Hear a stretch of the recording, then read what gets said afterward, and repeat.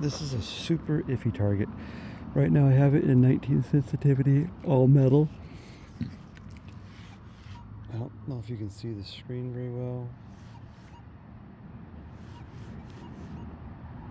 It just doesn't sound good. This sounds more like potential iron, but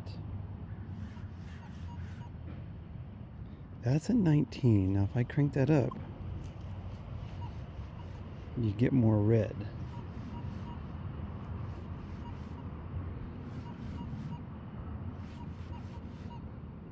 Go back down to 19.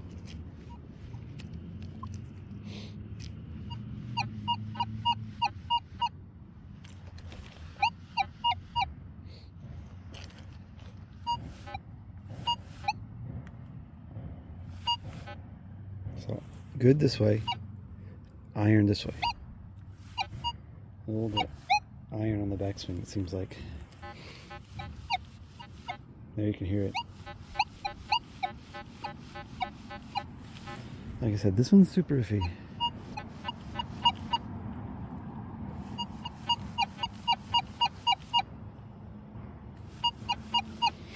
Alright, let's see what the E-trac will do on that. It seems like the E-trac is hitting it.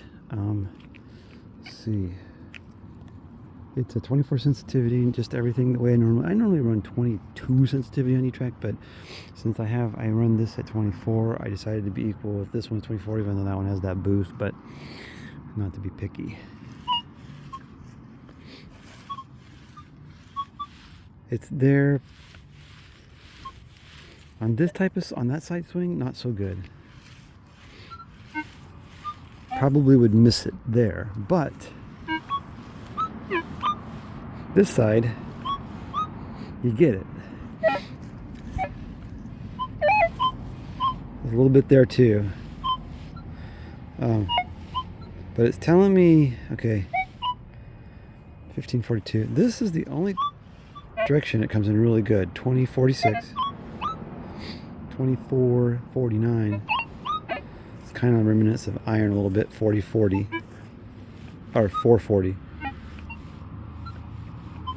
But just barely. But see, on a normal swing, see, I've been over this whole area so much that I've missed this little target, or it's potentially target. I have dug this target. So for some reason, even if I stand up here, it comes in barely. And it's there because it does come in this direction.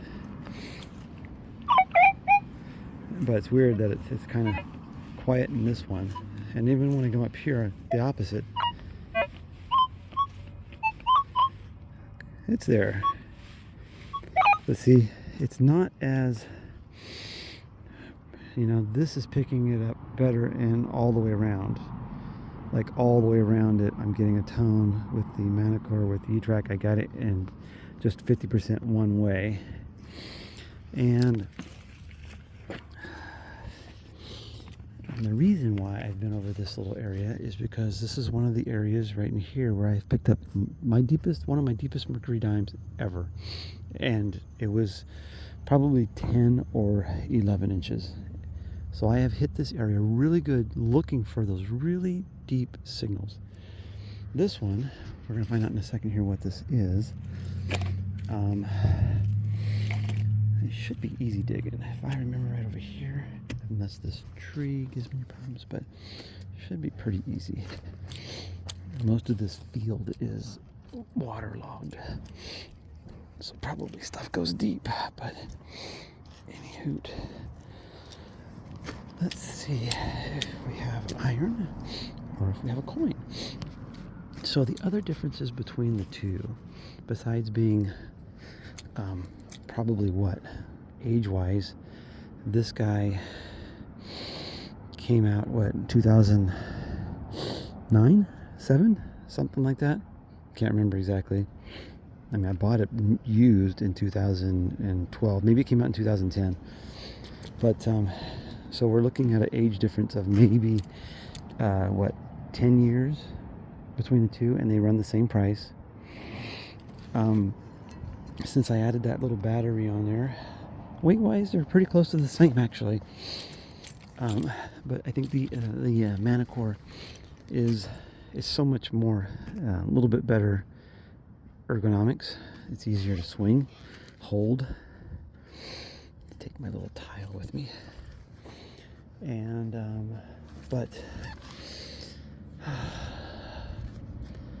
yeah, even though this signal isn't coming out super good, this doesn't necessarily have to be a deep target. It just could be a target on its edge, which will decrease its depth quite a bit. Now, the other thing I was going to say about the main big difference, of course, age and technology and all the different settings that the Manticore has, is that one of the biggest regrets I have with the Minelab E-trac is that the iron sounds like a conductive item. So put a nail together next to a silver coin, and they're going to give you both high tones. The Manticore, if you put a nail next to a silver coin, you're going to hear, you can set it the way you want it to, but default you're going to get probably an iron grunt. So iron is a distinctive tone from your conductive item, whereas on the E-trac, your iron, well, that's why you have a lot of iron falsing with the E-trac, because you'll get that nail tip, and it sounds, well, actually does sound high on this too sometimes, but it's got that sweet fluty high sound that really is deceptive. So that's the only thing that I really wish they would have been able to fix with the E-trac, is to change the tone of iron in conjunction with conductive. But anyways, let's get back to this target.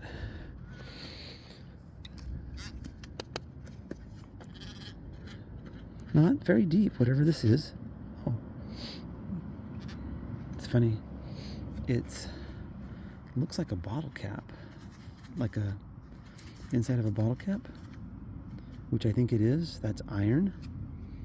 So that's iron, and you can, it's not even being detected on my thing, but you can sort of see it there. It's crumbly, just like iron. But the target I want is below that. So normally I would say that it is a coin inside of a bottle cap.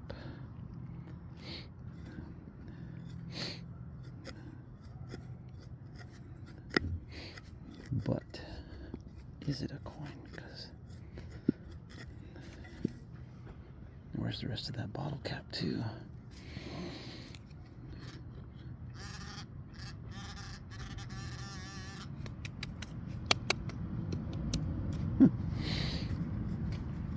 Well, I'm trying to keep it real, you know. Oh, it's a stinking Lincoln. Unbelievable. Just hate that. In old parks like this, I just absolutely cannot stand digging Lincoln coins at 7 inches. Just can't stand it. But like I said, just to keep it real, I'm going to be just like totally honest with you about the two detectors. I said that I'm finding more with the E-trac than I things that I missed with the finding more with the Manticore and than I did with the E-trac in certain areas. Again, it always comes down to some couple things. One, you have to get the target under the coil. Here we're dealing with pretty much the same size coils. I'm not sure what's the difference in those coils, but pretty much the same. And then you're dealing with a matter of just hearing it, for one thing. That has a different technology, a different audio technology, I think, than this one does, because it just sounds so much different. It's so much different in that it almost sounds like this is stereo and this is mono, or like it's like high fidelity or something, and not. It's like Dolby. It's just weird. But anyways, there's a coin. I didn't pick it up quite as good as the Manticore, but still not silver, not what we're looking for, and absolutely not what we want to dig. All right, this one here, this is like 19 all metal, but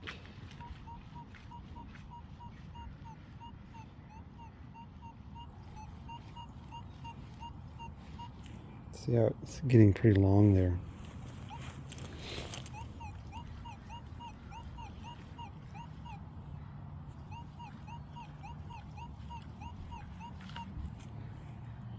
Really long.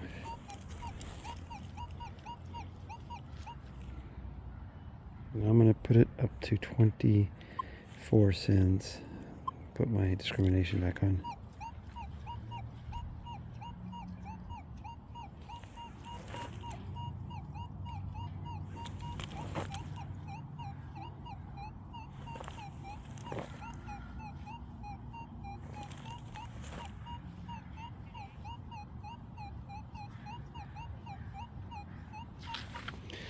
The signal's coming in pretty strong. I mean, it's you know, just it's sounds like it's fairly loud and deep. Like it's not a really shallow. It doesn't sound like it's that shallow. All right, we'll pull the E-trac out and see what this says on this one. All right, I don't even really need to let you listen to it because it picks it up just fine. I didn't think this target would be that deep. Coming in like a 42, like a wheat penny. I said that about the last one. So see, it's coming in nice and strong. I'm not gonna keep going. This thing is so much louder speaker than the Manticore. But anyways, yeah, honestly, I can't, just based on this isn't how I wanted to do some comparison videos. This will be my first one. I'll do more later. Hopefully do better. What I wanted to do is take like, 8 or 10 of those little tiles down or something, and I wanted to do an area and then mark them, record them all with the Manticore, like 1, 2, 3, 4, and etc. Then switch over to the E-trac and go back over each one of them, and then I can always splice them together, one right after the other, so the video, so you can hear a comparison between the two. But I didn't do that this time. Yeah, it should be fairly easy diggings over here, but this isn't very deep. My guess is it's probably a penny of some sort.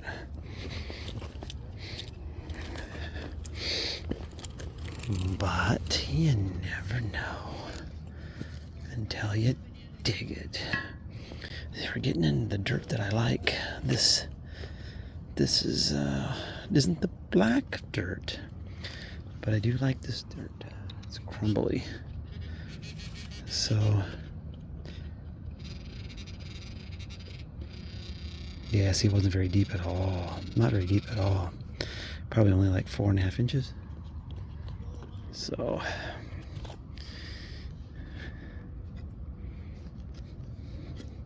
yeah, there it is.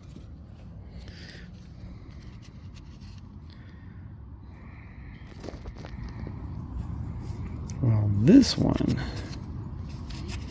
I think, is a wheat penny.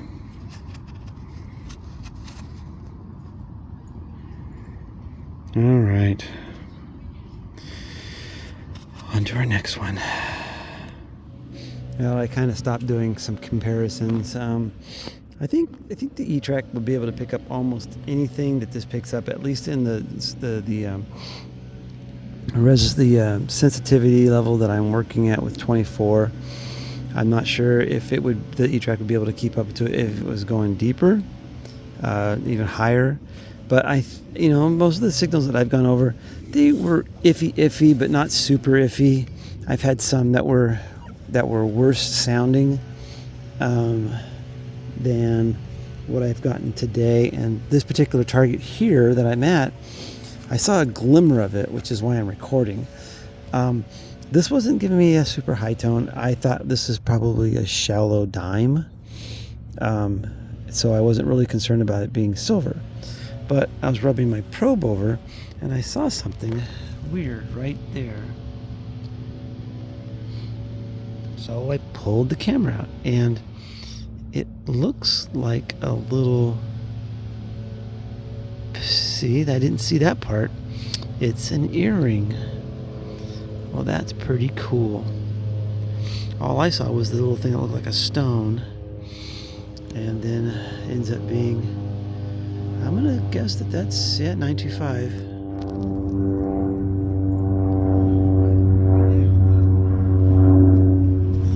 So I got myself a little silver pendant. This was, I don't know, this wasn't popping in super high, and it didn't tell me that. I wasn't even thinking that this would be anything silver.